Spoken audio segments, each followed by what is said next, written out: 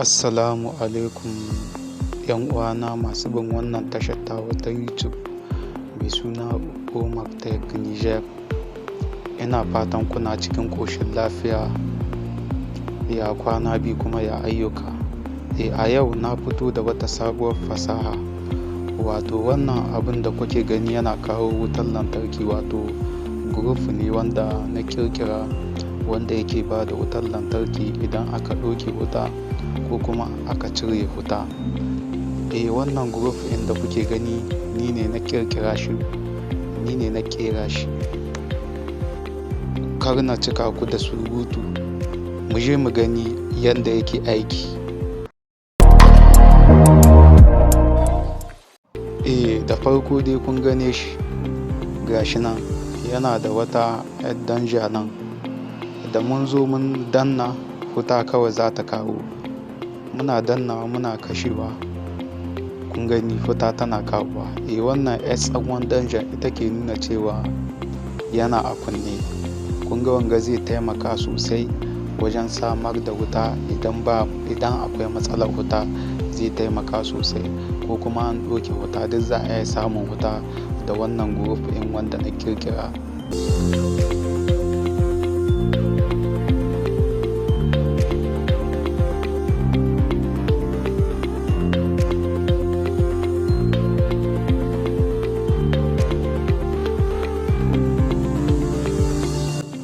Yanda na ƙirƙira shi, na yi amfani da wasu generator, wasu motor ne na yi amfani da su a ciki, su ne suke juyawa. Idan suna juyawa har sai wuta ta kawo, to haka ne na yi amfani da shi na ƙirƙira wannan group ɗin, wato group electrogen kenan mai ba da wutar lantarki.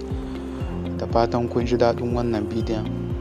Duk wanda ya ga wannan bidiyon, musamman 'yan Nijar, ku taimaka ku danna like, sannan kuma ku yi subscribe. Na gode sosai.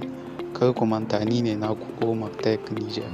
Kuna iya bin shafuka na kamar na TikTok, Omar Tech Niger a TikTok. Yawa, na gode. Meye ra'ayinku game da wannan fasahar? Ku rubuta a cikin komentar, ku ba da ra'ayinku, domin ta haka ne kawai nake samun ƙarfin gwiwa ina ci gaba da kawo muku bidiyoyi na fasahohi wanda za su sa ƙasa ta ci gaba. Don haka nake cewa da ku ba da ra'ayinku. Sai wani sati na gaba idan Allah ya kai mu.